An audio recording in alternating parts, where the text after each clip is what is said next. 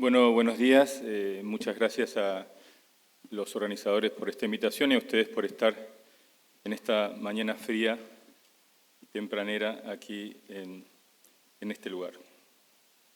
Como decían recién, vamos a hablar un poco del trabajo que se viene, y para eso les propongo que hablemos antes un poco del trabajo que se va. La historia que les quiero contar comienza con estos dos señores que seguramente no les resulten muy familiares, por lo menos por sus rostros, pero han sido seguramente una de las parejas más influyentes del siglo XX. William Hanna y Joseph Barbera crearon en los años 40 del siglo pasado una productora que dominaría la animación televisiva durante largas décadas. De la frondosa imaginación de estos dos creativos surgirán muchas de las historias y personajes animados más populares del siglo XX. Bueno, cada uno de ustedes podrá recordar muchos de ellos, ¿no? Scooby-Doo, Don Gato y su pandilla, El oso Yogi, Los Pitufos. Pero el primer gran éxito quizás de este dúo creativo fue la serie de Los Picapiedra, año 1960, una comedia animada que relataba la vida y aventuras de dos familias durante la Edad de Piedra. Fueron solo 24 capítulos, pero cautivaron a millones de espectadores y 60 años después siguen conservando su vigencia en la pantalla infantil. Pocos años después nacen los Supersónicos. Hanna y Barbera repiten en este caso la exitosa fórmula de los Picapiedras, pero esta vez para relatar la vida de una familia del año 2062. Los Supersónicos han sido considerados la obra futurista más importante del siglo XX. Según la revista Smithsonian, este show, para bien o para mal, ha tenido un profundo impacto en la forma en que los estadounidenses piensan y hablan sobre el futuro. Se trata de un futurismo lleno de optimismo, que anticipó muchos de los adelantos tecnológicos de la vida moderna. Mucamas robots, videoconferencias, aspiradoras inteligentes e incluso una píldora que se ingiere y transmite imágenes a la computadora de su médico. Curiosamente, lo que siguió después de este tipo de pronósticos sobre el futuro fue lo que se conoce como el cine catástrofe, ¿no? El futuro de catástrofe. Este fue, en cambio, una predicción enormemente optimista de lo que nos viene por delante. La vida de Pedro Picapiedra y de Jet Supersónico eran, en cierto sentido, muy distintas. Como vemos, los supersónicos anticiparon estos adelantos con más de un siglo de anticipación, pero a la hora de la verdad, tanto Pedro Picapiedra como Jet Supersónico tenían el mismo tipo de trabajo. Pedro manejaba un dinosaurio que servía de excavadora y miles de años después, el Jet Supersónico controlaba con sus dedos una máquina. Para ambos el trabajo era una actividad tan ingrata como inevitable. Los dos sufrían el maltrato y la manipulación de su jefe sin escrúpulos. Y al igual que Pedro, miles de años antes, la única aspiración laboral de Jet era conseguir un aumento de sueldo. Y entonces nos podemos preguntar por qué a estas dos mentes tan creativas, quizás de las más creativas que ha dejado el siglo XX, no se les ocurrió nada mayormente diferente para el trabajo del futuro que el que hacían nuestros antepasados en la prehistoria. Pienso que la respuesta está en que el siglo XX nos ha dejado como quizás el sesgo más fuerte, quizás también más reductivo, lo que se conoce como el sesgo del trabajo como empleo. Nuestra civilización se ha construido sobre la base del trabajo entendido así, como una actividad mercantil, es decir, una actividad en la que gastamos la mayor parte de nuestra vida, pero que jamás haríamos si no necesitásemos de dinero. Tanto para Ana y Barbera en los años 60, como para la gran mayoría de nosotros en la actualidad, resulta demasiado contraintuitivo pensar el trabajo en categorías diferentes a las que encontramos en la vida de Pedro Picapiedra. Nos entusiasmamos con un futuro lleno de posibilidades hasta hace poco inimaginables. Hemos revolucionado la manera de comprar, de viajar, de interactuar con personas de todo el planeta. Incluso nos atrevemos a creer que lograremos preservar la salud y prolongar la vida todo lo que queramos.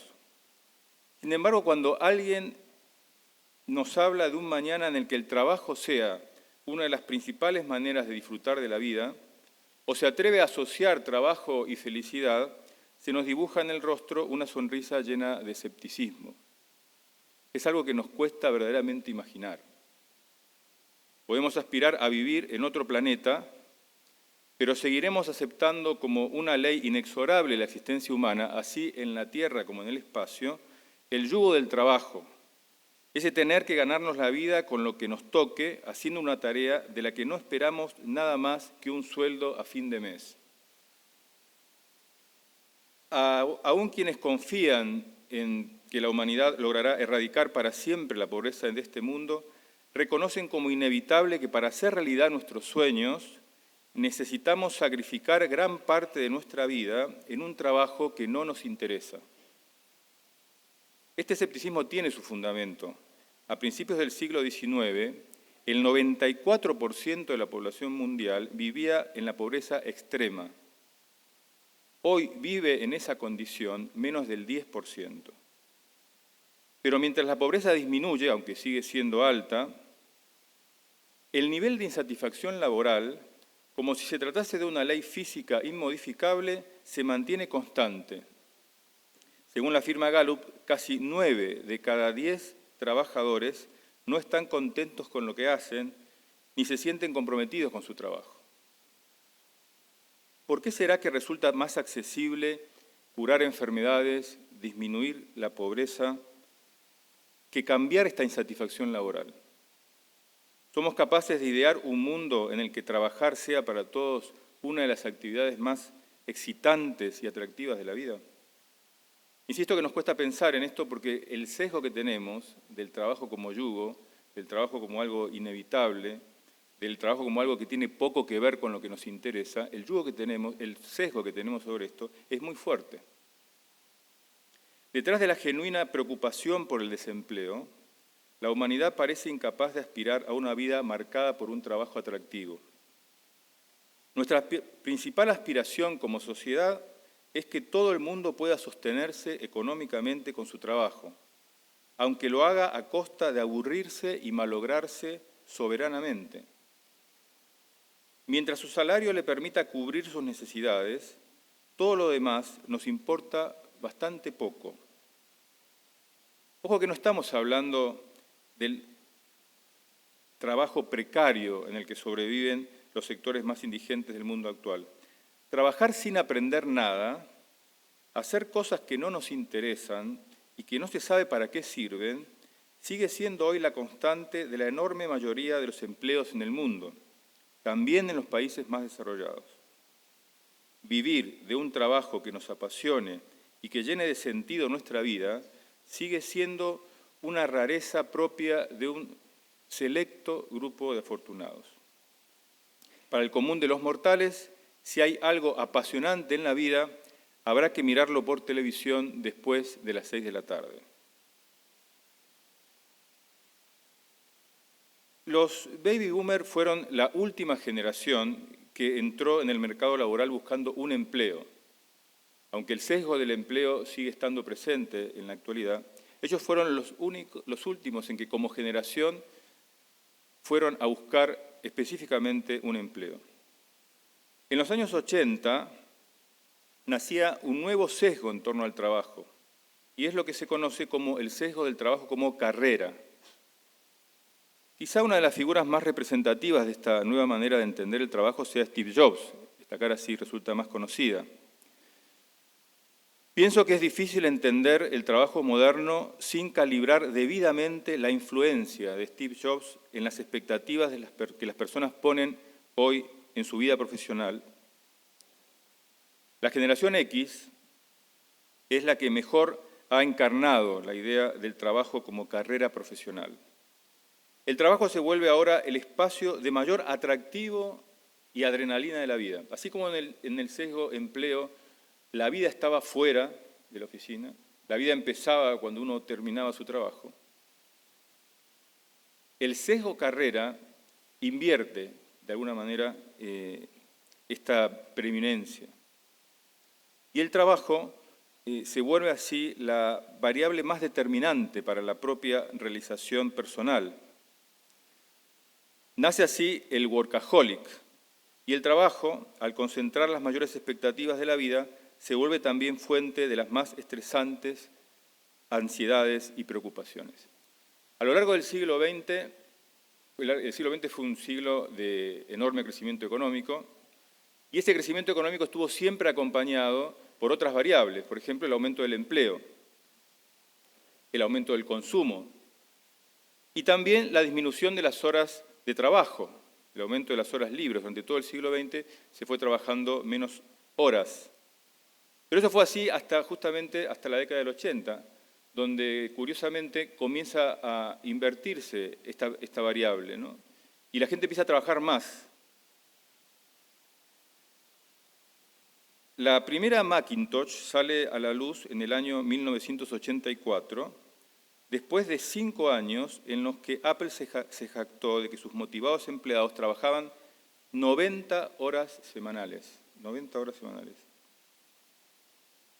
Esto es un fenómeno nuevo, insisto. El impacto del trabajo en la felicidad para quienes viven de un empleo ha sido históricamente bajo. Es decir, se podía tener un mal trabajo, pero llevar una vida tranquila y feliz después en tu casa. Hoy, un mal jefe, una falta de proyección en la compañía, nos puede arruinar la vida. La satisfacción laboral es, en la actualidad, una de las variables de más incidencia en la felicidad personal. Hasta cierto punto podemos decir que así como el sesgo empleo puso en el trabajo muy bajas expectativas, el sesgo carrera quizás puso demasiadas. Lo cierto es que ni el empleo ni la carrera parecen haber acertado en el lugar que le corresponde al trabajo en nuestras vidas.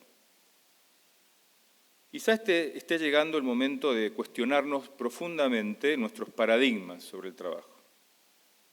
¿Por qué cualquier deportista, fíjense ustedes, cualquier deportista que practica su especialidad 50 horas semanales tiene muchas probabilidades de convertirse en un apasionado atleta de élite? Y a nosotros, nuestras largas jornadas de trabajo no nos sacan de una aburrida mediocridad. ¿Por qué tenemos amigos para divertirnos y solo compañeros para trabajar? ¿Por qué cuando queremos hacer algo por los demás o algo que valga la pena o buscamos darle un poco de sentido a nuestra vida, tenemos que pensar en algo distinto a aquello con lo que nos ganamos el pan de cada día? Bueno, después de este repaso sintético sobre el trabajo que nos dejó el siglo XX, tratemos de descifrar los nuevos vientos que corren en el mundo laboral. Empecemos, si les parece, por conocer a Amelia. Esta aparente señorita no es más que un avatar, un robot que está preparado, por ejemplo, para atender un call center en 20 idiomas. Amelia es capaz de entender el lenguaje humano, aprender a partir de la observación y decidir qué acciones conviene tomar para responder a una petición o resolver un problema. Y, por supuesto, está disponible las 24 horas del día, los 7 días de la semana. Todo esto la convierte en el empleado digital ideal, no solo para desempeñar tareas de atención al cliente, sino también de apoyo interno a sus compañeros de trabajo, humanos. Se estima que Amelia tiene el potencial de reemplazar 250 millones de empleos en el mundo. Firmas como Accenture han llegado a un acuerdo con IPsoft, empresa desarrolladora de esta tecnología, para contratar a Amelia, introduciéndola en empresas como la banca, las aseguradoras, las agencias de viajes. Amelia es solo un exponente entre muchos del exponencial avance de la inteligencia artificial y la robótica que amenaza con quedarse con una enorme cantidad de puestos de trabajo que hoy desempeñan los humanos. Pero no son solo las nuevas tecnologías las que nos fuerzan a cambiar nuestros paradigmas en el trabajo.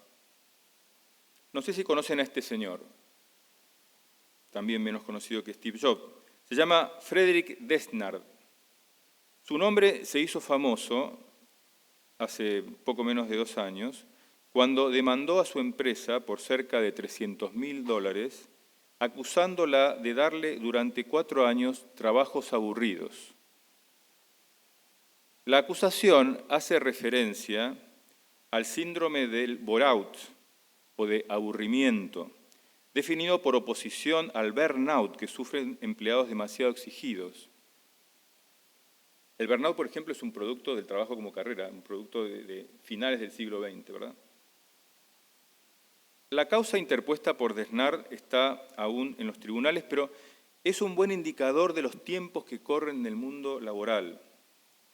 No sabemos cuántas profesiones desaparecerán a manos de los avances tecnológicos, pero si de algo podemos estar seguros es que los trabajos aburridos no tienen futuro. Y esto es así por 2 razones. Primero, porque la gente está cada vez menos dispuesta a aburrirse en un trabajo a cambio de un sueldo que siempre sabe a poco cuando uno hace lo que no le gusta.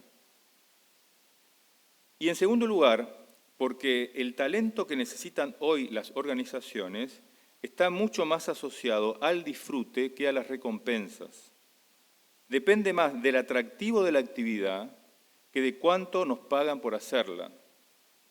Habilidades como la creatividad, la innovación, la empatía, solo salen a la luz cuando nos gusta lo que hacemos. Una empresa que está llena de trabajos aburridos y sin encanto tiene un serio problema de sustentabilidad.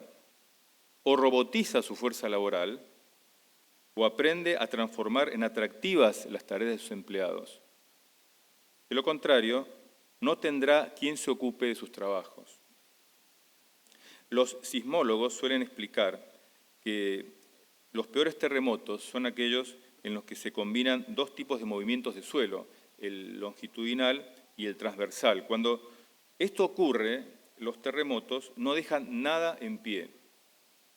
Pienso que en el mundo laboral estamos viviendo, de alguna manera, esta suerte de terremoto, en el que el impacto de las nuevas tecnologías se suma a un profundo cambio de expectativas que las personas ponen en su trabajo. Es esta suerte de movimiento sísmico el que está dando lugar a un sinnúmero de desarrollos y proyecciones para anticipar lo que va a ser el mundo post-empleo.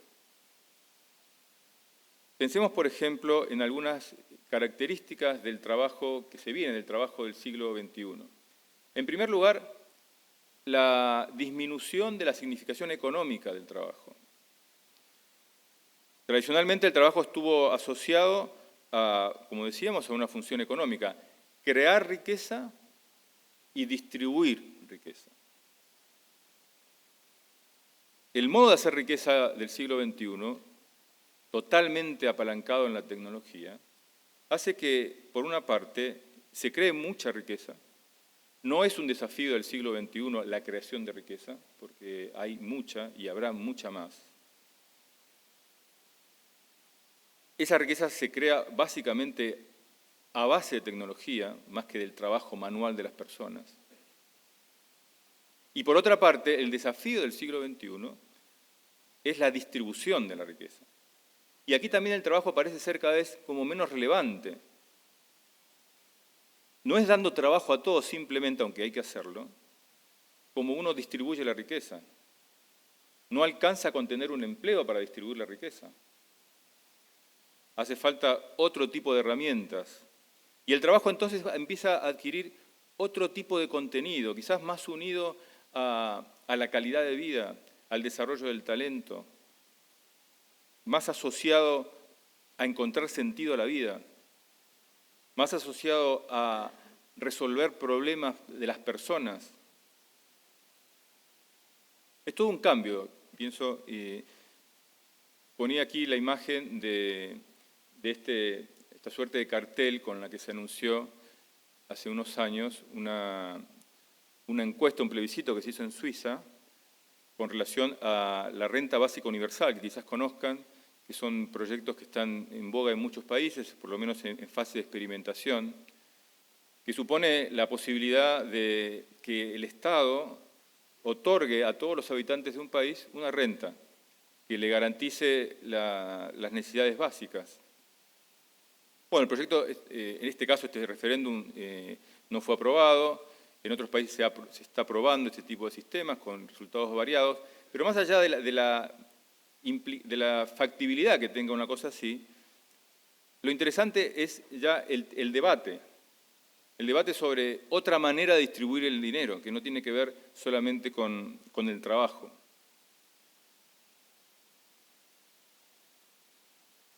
Hay además un mayor impacto del trabajo, lo decíamos hace un rato, en la satisfacción de vida. Cada vez pesa más cómo nos va en la vida profesional a la hora de evaluar nuestra satisfacción de vida. Insisto que eso antes no era así.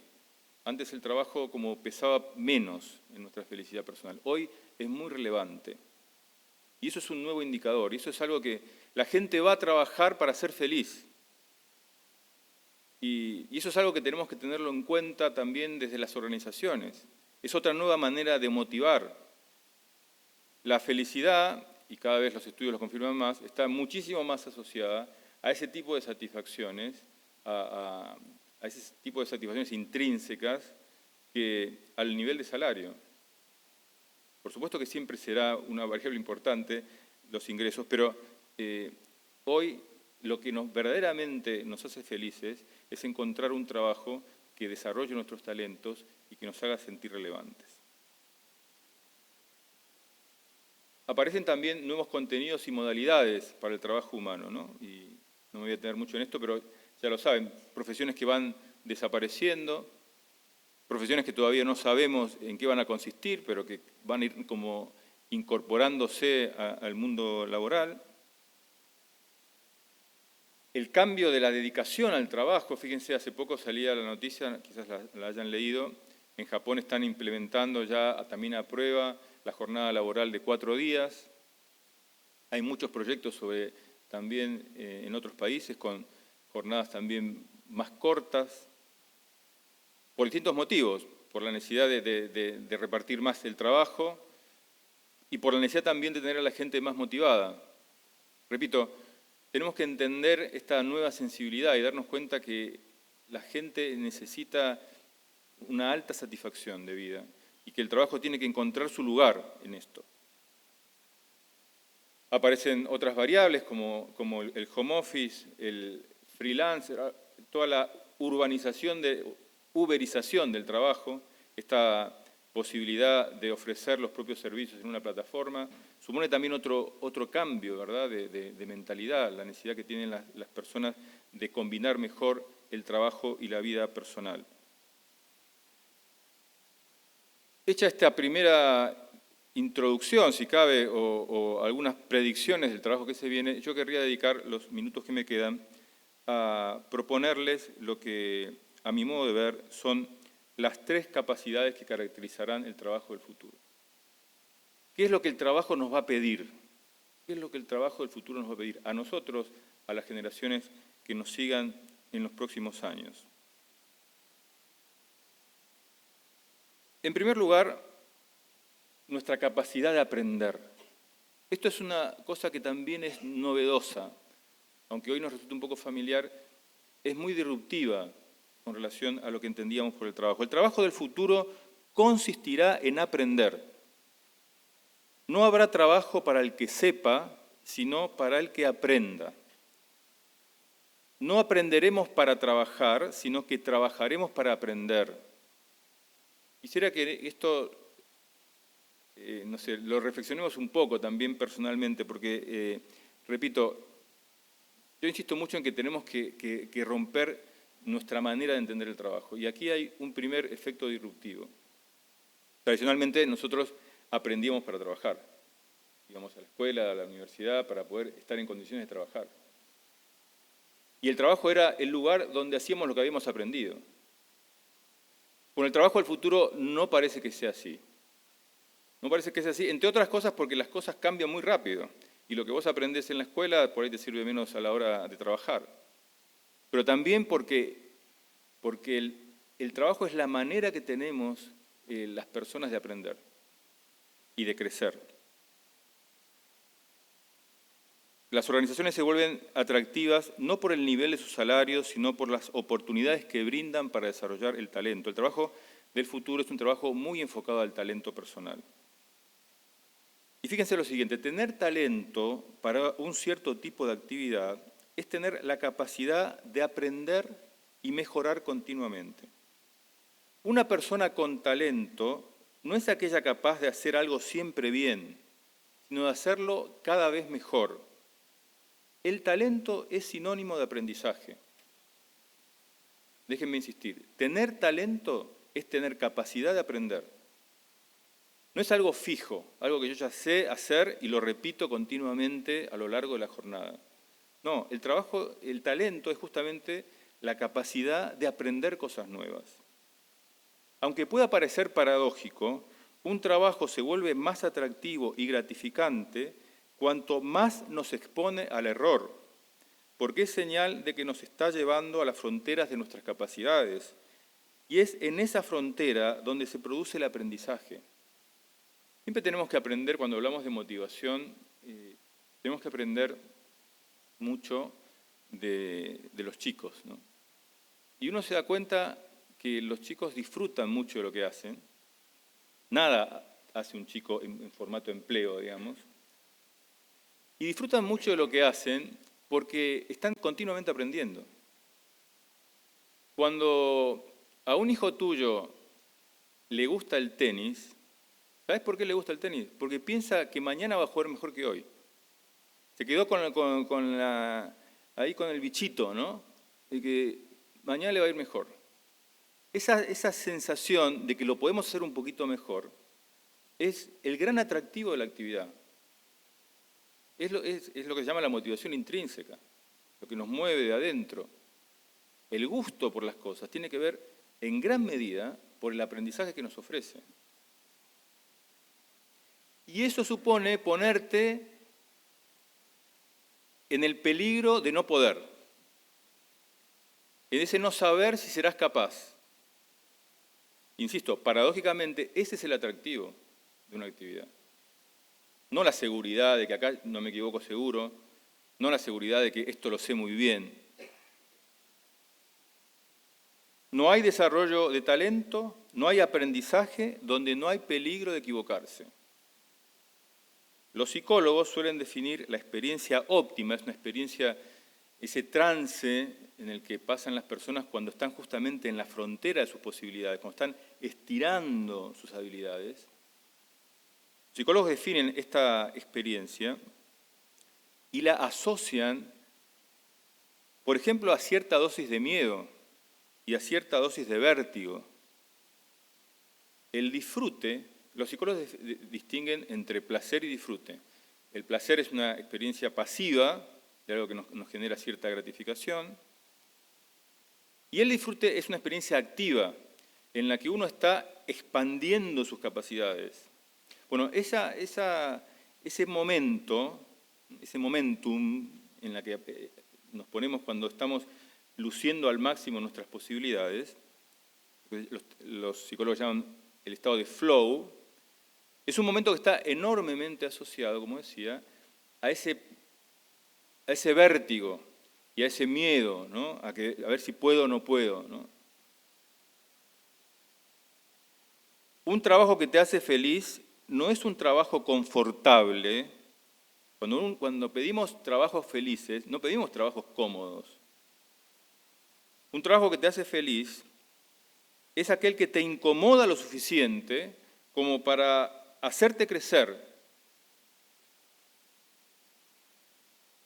Esto supone también como un nuevo paradigma en el mundo de las organizaciones. Ustedes saben que hoy se habla mucho incluso de festejar el fracaso como una manera de bajar barreras, ¿no?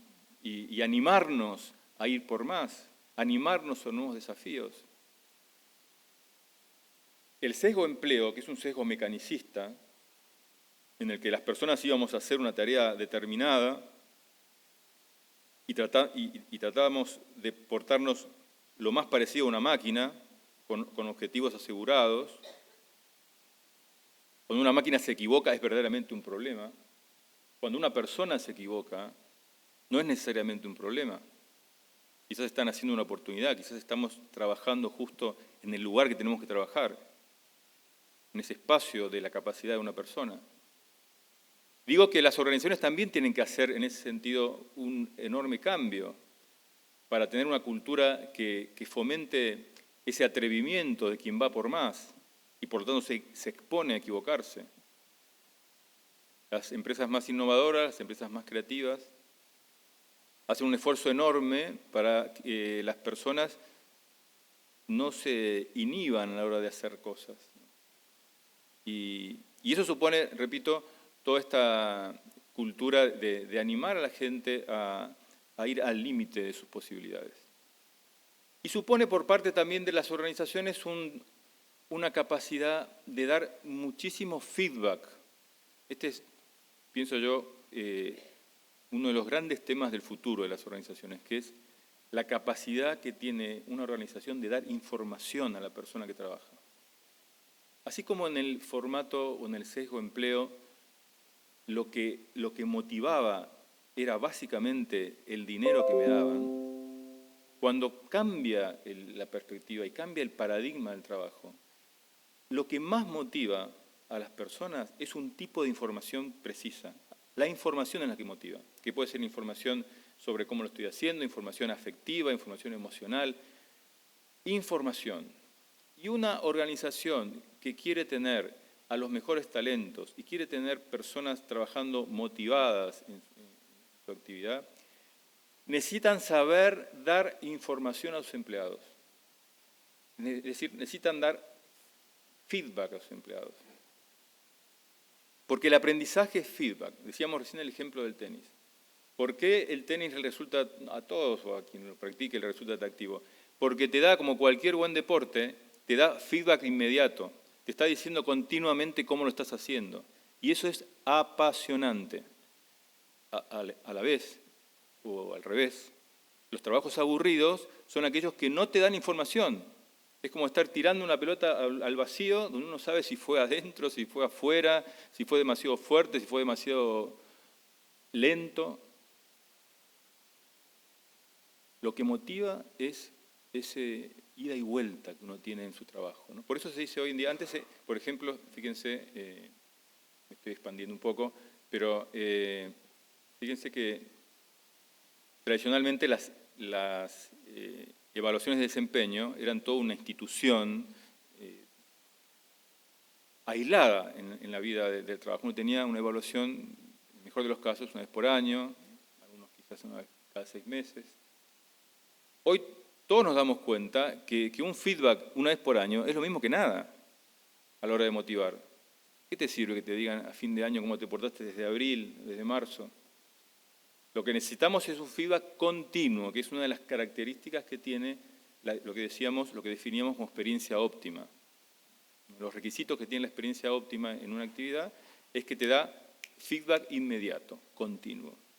Entonces digo, primer capacidad del trabajo que se viene, la pasión por aprender, ser alumnos crónicos, ser personas que están continuamente aprendiendo, ir a zonas de menos confort, no quedarnos en un trabajo que nos sale bien. Cuando yo, que me toca asesorar muchas veces a personas y a instituciones, yo digo, Cuando te sale demasiado bien el trabajo, es hora de cambiar de trabajo. Te estás empobreciendo. Cuando una organización no tiene esas crisis de personas que le empieza a quedar chico el trabajo, es una organización que también se expone a matar su talento. Pero no me quiero alargar. Pasemos a la otra capacidad, la capacidad de compartir. La capacidad de compartir.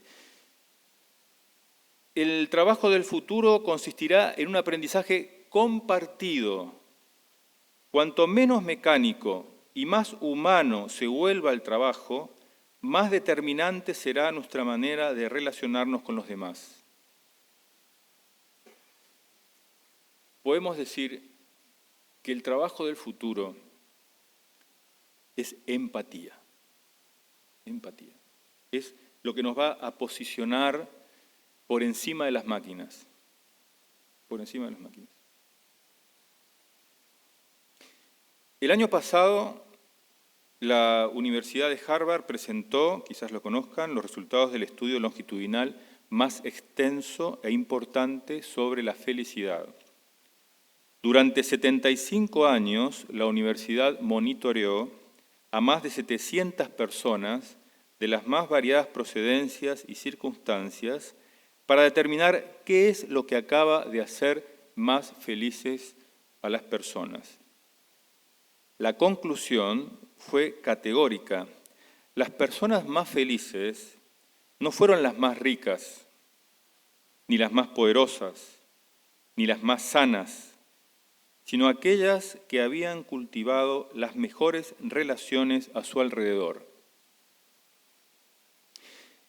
El trabajo puede ser relevante para nuestra felicidad en la medida en que sea una fuente de relaciones significativas. Yo suelo decirle a las organizaciones que lo mejor, bueno, las organizaciones lo suelen decir, pero me parece que hay que seguir trabajando en este tema, pero lo mejor que le pueden ofrecer a un nuevo empleado es una red de amigos, una contención de personas, o sea, que es lo más valioso que tenemos, ¿no? Ofrecerte gente interesante para trabajar con ella. Eso es y eso es lo que a la gente más le atrae hoy en día. Hay organizaciones que incluso cuando hacen, no sé si han visto, cuando hacen las búsquedas, piden que se presenten amigos, que vayan juntos, 2 o 3, porque les interesa mucho verdaderamente tener grupos de relaciones estrechas, ¿no? Porque el trabajo tiene mucho que ver con eso. Así como el trabajo es la manera natural que tenemos de aprender, el trabajo también es el lugar de nuestras relaciones, para construir relaciones. Es el lugar de la amistad, aunque suene quizás hasta un poco cursi, pero el trabajo es el lugar de la amistad.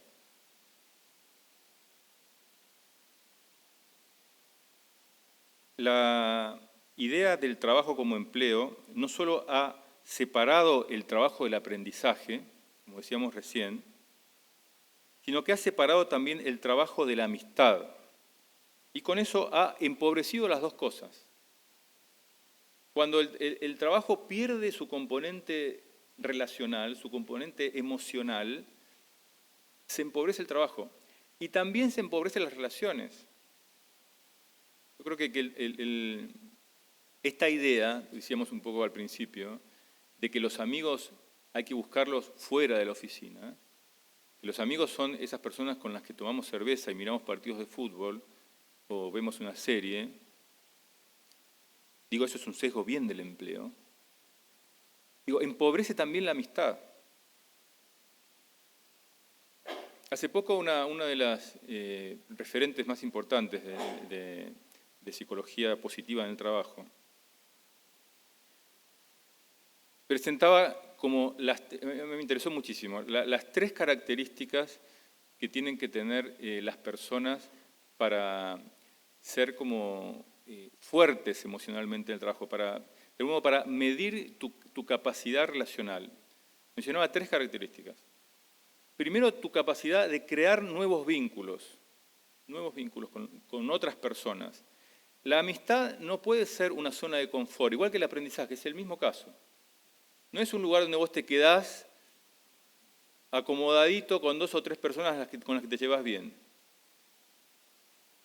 La capacidad de empatía y relacionamiento es algo enormemente dinámico y hay que cultivar la capacidad de crear nuevos vínculos.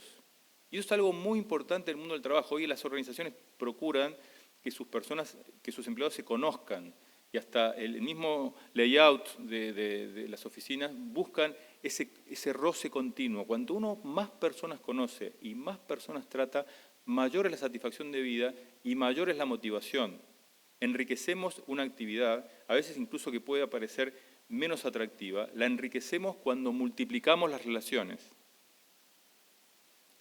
La segunda característica, decía esta profesora, es la capacidad que tenemos de hacer cosas con amigos, es decir, lo que a mí me gusta llamar la equiposidad, la capacidad que tenemos de trabajar con otros, no solamente de conocer y construir vínculos, sino de hacer cosas con otros. Y la tercera característica que mide nuestra manera de relacionarnos es la capacidad de tener conversaciones interesantes con los demás, construir vínculos más fuertes. Bueno, esto es lo que se viene en el mundo laboral. Nosotros desde la Universidad Austral hicimos el año pasado un estudio que a mí me interesó muchísimo, en el que encuestamos a más de 700 profesionales de todo tipo de especialidades sobre el impacto de la amistad en el desempeño laboral y en el bienestar personal. A mí me toca cuando trabajo con organizaciones que cuando hablo de la amistad todos se sonríen, porque diciendo, este señor vive en Disney. Y les parece que las personas no valoran tanto este tema, que las personas solo piensan en cuánto le vas a pagar y que cuánto le vas a aumentar el sueldo, que también, repito, no es que sea una variable despreciable. Pero es no entender a la gente, no valorar el impacto que tiene trabajar con buena gente. Bueno, nosotros confirmamos lo que viene sosteniendo gran parte de la literatura organizacional y pudimos comprobar que un trabajo que enriquece nuestras relaciones interpersonales es muy probable que saque a la luz nuestros mejores talentos y esté asociado a altos niveles de bienestar subjetivo. Les ponía yo hace un rato el ejemplo de los chicos y el tenis. Y ustedes fíjense, y esto está muy estudiado, que la alta performance deportiva está muy asociada a componentes afectivos. Depende mucho de la relación afectiva que tiene a su alrededor ese chico. Y eso pasa también en los grandes. Cuando el contexto es bueno, afectivamente bueno, la gente rinde mucho más y se siente mucho mejor. Entonces vamos a la última, la capacidad de transformar.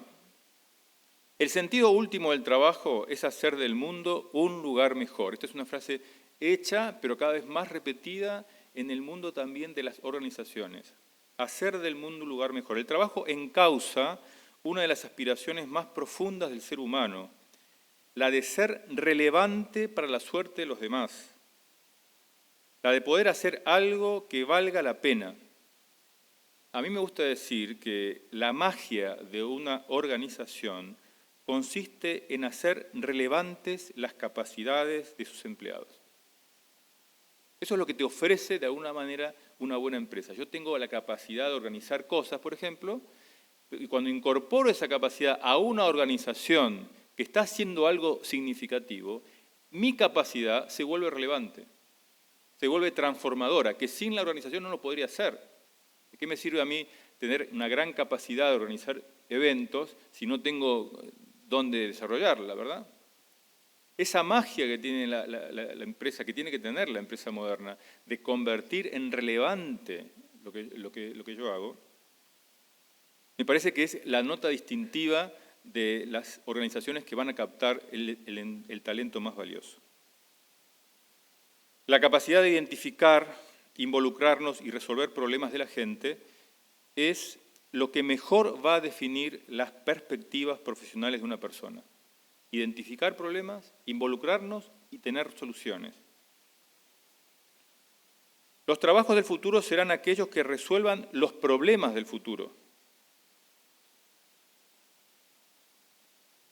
Aquí también las organizaciones modernas necesitan, como decíamos recién, acelerar su aprendizaje.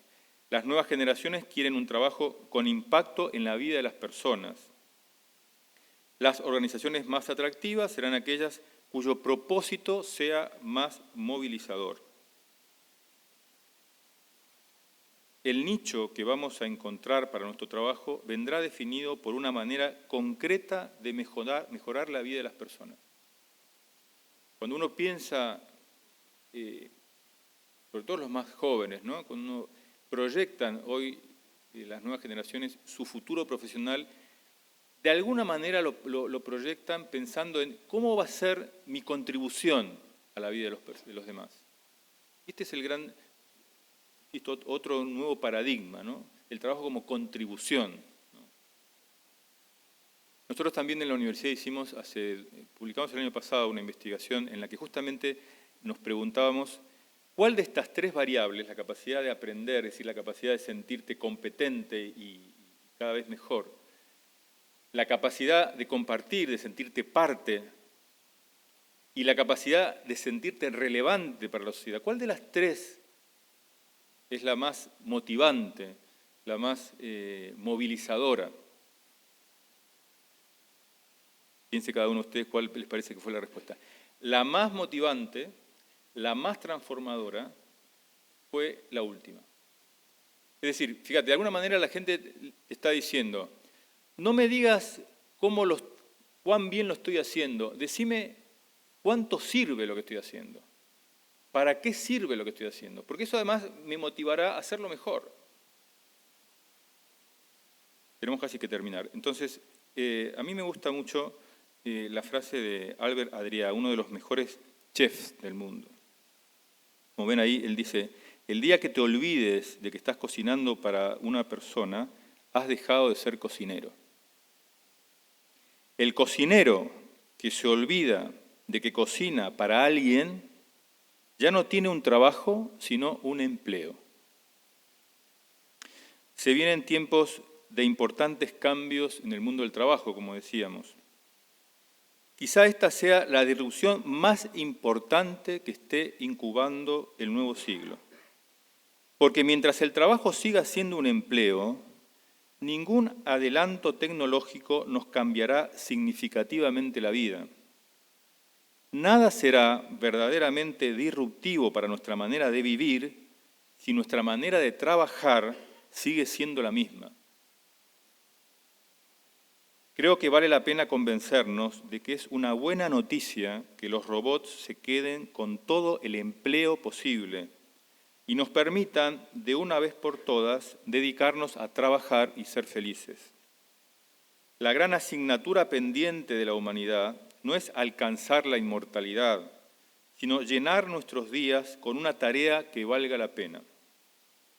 Repensar y reconfigurar el lugar del trabajo en la vida que queremos vivir aparece así como el gran desafío para los tiempos que corren, un desafío mucho más importante y atractivo que el que los autos se manejen solos. Muchas gracias.